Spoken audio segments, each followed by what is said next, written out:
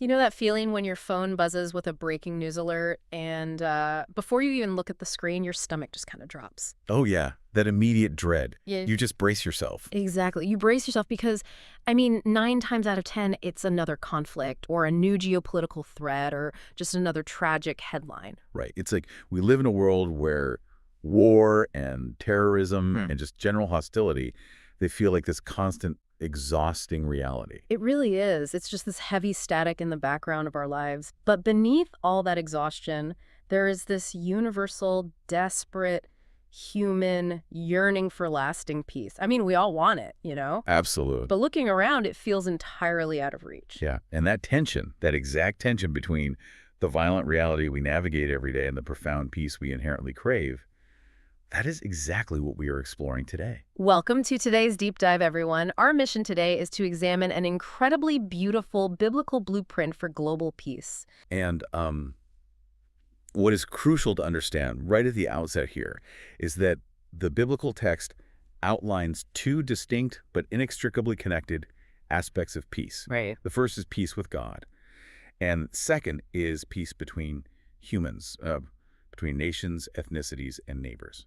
We are going to see not just what ultimate peace looks like, but how you can actively participate in it today. We'll be looking at some ancient prophetic imagery from the book of Isaiah, and then a really brilliant philosophical argument made by the Apostle Paul in Athens. It's going to be a fascinating journey. It is, but to truly appreciate the magnitude of this biblical promise of global peace, we kind of have to start by understanding the grit and the grime of the historical situation it was originally spoken into. Yeah, we aren't starting in a utopia here. No, No. not at all. We are starting in a crisis. A severe existential crisis, to be Yeah. honest. If we travel back to the kingdom of Judah, this is around 740 BC. Okay. We are at the tail end of King Uzziah's reign, and the prophet Isaiah is just stepping onto the public scene, and the situation is bleak. Very bleak. Judah is surrounded by massive external threats, specifically the terrifying war machine of the Assyrian Empire. And we should clarify, Assyria wasn't just like a standard army. No, not even close. They were a campaign of calculated terror. Mhm. I mean, they were known for flaying conquered peoples and literally leveling entire cities. Just horrific stuff. And while that external threat is looming outside the gates, Judah is basically rotting from the inside out. Yeah, it's a complete moral collapse. Their society is plagued by profound economic injustice, violence, rampant idolatry. You've got the wealthy actively oppressing the poor. It was bad. Isaiah actually looks at Jerusalem, which, was supposed to be the faithful city, and he straight up calls it a prostitute. Which is a heavy accusation, Uh-oh. because the people of Jerusalem were supposed to be a light to the surrounding nations, Yeah. right? A living display of God's character. Right. But instead, they were subverting that role entirely. They were just mirroring the corruption of the violent empires around them. They were basically waging a quiet war of rebellion against God himself. Yeah. So, okay, here's my practical question for you. If you are Isaiah, right, Huh? and your audience is absolutely terrified of imminent brutal destruction from Assyria, and their own society is simultaneously collapsing in on itself, Yeah. how does a message of distant global harmony actually land with them? It's a tough sell. It feels a bit like being at a failing corporation that's facing a hostile takeover. Okay, I like this analogy. And while the board of directors is actively embezzling the last of the funds, the CEO calls an all-hands meeting to talk about a glorious 50-year vision for corporate synergy. Right, right. It's like, why is God giving them a vision of the distant future when they are about to be wiped out right now? It's a great question. Yeah. And to understand why that vision mattered in 740 BC, we have to kind of get into the ancient Near Eastern mindset regarding war. Okay, lay on me. In that era, military conflicts were viewed fundamentally as battles between the gods. Interesting. Yeah. So if your nation was conquered, the prevailing logic was that your god was just weaker than the enemy's god. Oh. Or worse, that your god had simply abandoned you to the void. So facing the sheer might of Assyria, the people of Judah were on the precipice of absolute existential despair. Because they were assuming that if Assyria wins, Yahweh loses. Precisely. So Isaiah's prophecy of a distant unified future isn't a distraction from their current suffering. Right. It is a profound psychological and theological anchor. By laying out this detailed sovereign timeline that extends centuries into the future, Isaiah is proving that Assyria's current rise to power is not a sign of God's weakness. It's just one chapter. Exactly. It is merely one brutal chapter in a much larger narrative over which God retains ultimate authority. He's giving them a reason to, maintain their identity and their faith through the coming darkness. And he does this through a very specific piece of imagery in the second chapter of Isaiah. He delivers an oracle about the last days. Yeah, very famous passage. He says that the mountain of the Lord's temple will be established as the highest of the mountains, exalted above the hills, and all nations will stream to it. But, why a mountain? What is the significance of the geography here? Well, it's not a topographical statement, it's a theological one. Okay. In the cultural context of the ancient Near East, fictitious gods and local deities were commonly worshipped on elevated terrain. Oh, like the high places. Yes, exactly. They offered sacrifices on hills, literally calling them high places. So when Isaiah says the Lord's temple will be established on the highest of the mountains, he is asserting God's elevated holiness Over everything else. over all other fictitious gods, earthly authorities, human empires, all of it. It is a declaration of ultimate, uncontested supremacy. And following that declaration of supremacy, we get to one of the most famous pieces of imagery in all of human literature. It really is. The text says, "They will beat their swords into plowshares and their spears into pruning hooks. Nation will not take up sword against nation, nor will they train for war anymore." And, the literary structure of the Hebrew poetry here actually magnifies its power. How so? It uses a pattern called parallelism, where words in one line reflect the words in another to just really drive home a singular massive point. Yeah. Swords parallel spears and plowshares parallel pruning hooks. What strikes me about that is the sheer radical nature of the action. It's not just a ceasefire. No, not at all. A ceasefire is just the temporary absence of violence.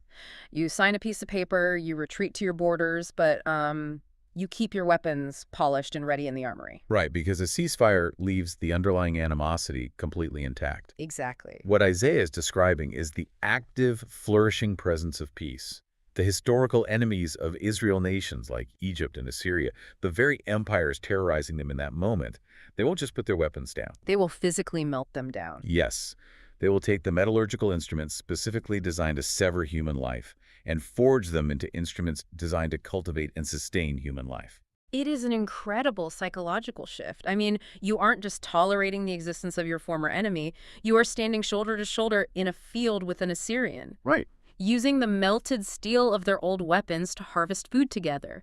The nations are transformed from self-interested violent groups into participants in a kingdom where there is no longer any need to even learn the logistics of war. It's a beautiful picture, but it forces us to ask a really difficult logistical question. Which is? Well, if Isaiah gives us this ultimate picture of nations no longer training for war, how does humanity actually get there? Right. I mean, how do you take bitterly divided groups of people with centuries of bad blood, fundamentally different languages, competing cultural values, and get them to see each other not as threats, but as fellow cultivators? You have to change their fundamental understanding of who they are in relation to one another. Yes. You have to change their shared origin story. And the blueprint for how to trigger that shift actually comes centuries later in an entirely different culture. Right, moving from the Old Testament to the New.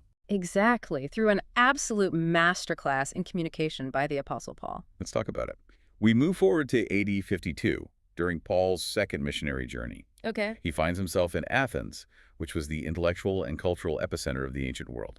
And Paul is walking around the city, and he is deeply distressed by the sheer volume of idolatry. I mean, everywhere he looks, there are statues, shrines, altars to this massive pantheon of gods. Must have been overwhelming. So he starts debating in the synagogue and the marketplace, and eventually his ideas catch the attention of the city's intellectual elite, and he is invited to speak at the Areopagus. And we should note, the Areopagus was a prominent, highly intimidating council in Athens. Yeah, it wasn't just a casual debate club. No, it was essentially the supreme court of philosophy and religion, populated by highly educated Greek thinkers, including the Epicureans and the Stoics. Wow. They held authority over which new religious teachings were permitted to take root in the city. So this presents a massive tactical dilemma for Paul. Oh, totally. Paul is a Pharisee. He is an absolute, unparalleled expert in Jewish law and Hebrew scripture. His entire rhetorical playbook relies on referencing Moses, David, the prophets. Right. But his audience at the Areopagus has zero familiarity with, and frankly, zero respect for, the Hebrew worldview. Yeah, they wouldn't care at all. It feels like a classical musician trying to win over a heavy metal crowd. By walking on stage with a violin? Yeah. Exactly. If he plays his usual set, he is going to get booed right out of the amphitheater. So what does he do? He picks up an electric guitar and plays their instruments instead. I love that. Paul is a master adapter.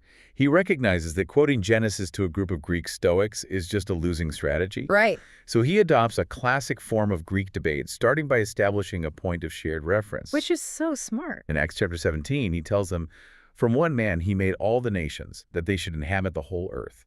And he marked out their appointed times in history and the boundaries of their lands. Which would have completely resonated with the Stoics in the audience. It was brilliantly tailored. Because Stoicism held that the universe was not chaotic, but was guided by a single, powerful, rational principle or force, often called the logos. Right. So Paul leans into this. He affirms that all of humanity, despite its fractured geography and diverse cultures, stems from a single divine origin. He's essentially telling them, we actually agree on the foundation. There is a sovereign designer weaving the tapestry of human history. Yes. And then he springs the philosophical trap. Here we go. To prove his point about the nature of this sovereign God, he completely bypasses Isaiah or the Psalms. He quotes their own ancient Greek poets. Wow. He says, "For in him we live and move and have our being." That is widely recognized as a quote from Epimenides, a highly revered philosopher and poet from Crete. Okay. And without missing a beat, Paul follows it up by saying, "As some of your own poets have said, we are his offspring," which is a direct quote from the Stoic poet Aratus. So he is leveraging their own respected literature to build a bridge to the gospel. Exactly. And by doing so, he's forcing them to reckon with the logical conclusion of their own beloved poets. Right. Because if we are all the offspring of one creator, then all the tribalism, all the racism, all the intellectual superiority the Greeks held over the so-called barbarians of the world, it just crumbles. It has to. And that is the foundation of global peace. He is telling this elite Athenian council that they share the exact same origin, the exact same creator, as the foreigners they despise. Yes. True global unity, Paul argues, can only happen when diverse nations recognize this shared, unified origin. And Paul adds a crucial detail about the nature of this creator. He says God orchestrated these nations and boundaries so that they would seek him and perhaps reach out for him and find him, though he is not far from any one of us. I love that phrase. It's like God isn't playing a cosmic game of hide and seek. Right. The theological concept at play here is immanence. Immanence. Break that down for us. So God is transcendent, yes, meaning he exists outside of time and space and is not confined to the temples built by human hands, as Paul points out to them. But concurrently, he is immanent. He is intimately present and active within the created world.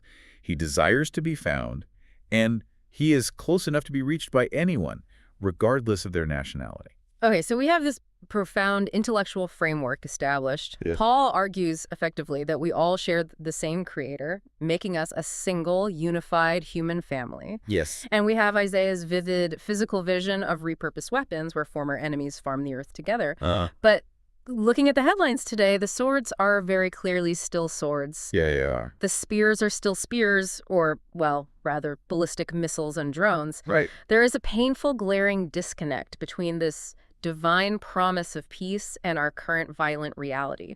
If God is immanent and this blueprint for peace is real, why are we still living in a world defined by war? Yeah. That paradox is perhaps the most difficult aspect of faith to navigate, to be honest. It's tough. And to understand it, we have to look at a core theological concept often referred to as the already but not yet. The already but not yet. I mean, that sounds like a contradiction.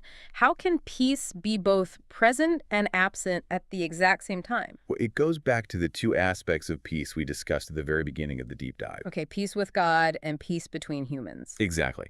The biblical narrative teaches that the total peace God promises is achieved in stages. Through the life, death, and resurrection of Jesus Christ, the first aspect, peace between humanity and God, has already been secured. Ain't it? Romans chapter 5 confirms that we have peace with God through Christ. The reign of this peace has officially been inaugurated. Okay, so that's the already. Right. However, the comprehensive societal peace, the end of all human warfare and injustice, is not yet fully manifest in our physical world. The ultimate transformation of the nations won't be fully realized until the future return of Christ. I often visualize this like a massive global conflict where an armistice agreement has just been signed by the commanding generals in a distant capital city. Oh, that's a perfect way to look at it. Technically, legally, the war is over. The definitive victory has been secured on paper. But the news hasn't fully reached the front lines yet. And the tragic reality of that space between the signing of the treaty and the actual laying down of arms is that casualties still happen. Yeah. The soldiers in the trenches don't know the war is over. So the skirmishes, the violence, the suffering, it all continues. We are living in that messy, painful interim. Yes, we live in the not yet. But what is the listener supposed to do while trapped in this interim? I mean, I am just one person listening to a deep dive. Right. I cannot force global superpowers to sit down at a negotiating table. I can't, unilaterally melt down a fleet of nuclear submarines and turn them into artificial coral reefs. Oh, you can. So if the ultimate peace relies on a future divine intervention, are we just supposed to sit back and passively wait for the end of history? Absolutely not. While God is the ultimate guarantor of justice and the final end of violence, individuals are called to be active, localized peacemakers right now. We have to look at our immediate sphere of influence. The book of Romans, chapter 12, provides the operational mandate for the not yet period. It says, if it's possible, as far as it depends on you, live at peace with everyone. As far as it depends on you. Exactly. The global church and individual believers are meant to be a shining, localized preview of that future global reality. Oh, you're supposed to be like the trailers for the coming movie. I love that. Yes. Yeah. We demonstrate what the coming kingdom looks like by how we handle conflict today. We look at what Paul did in Athens. He didn't view the vast cultural and philosophical differences of the Greeks as a reason for hostility or separation. No, he leaned into it. He used those differences as a launch pad to build a bridge and share the gospel. When we embrace the fact that God purposefully designed a diverse humanity, we can start dismantling the tribalism in our own communities. There is a vivid description in our sources of a place called Stellenbosch, South Africa, that really captures the physical hope of this already but not yet theology. Oh yes, it's stunning. Have you seen pictures of it? If you visit the landscape there, you are surrounded by these towering, majestic mountains that frame acres upon acres of luscious emerald green vineyards. Yeah. There are plentiful orchards, heavy with citrus produce, just vast expanses of meticulously cultivated, beautiful farmland. And experiencing a landscape like that grounds the ancient prophecy in the physical dirt of our world. Exactly. When Isaiah talks about pruning hooks and farming, he isn't speaking in abstract, ethereal metaphors. He is pointing to the very real, tangible beauty of a cultivated earth, enjoyed collectively by a united humanity. Yeah. It is a physical, earthly reminder that there will be a future kingdom where humanity actually flourishes, a place of safety and abundance that we will never have to flee from due to war. It's like the book of Revelation echoes this, right? Promising that one day people from every single nation, ethnic group, and language will stand together in absolute peace. Right.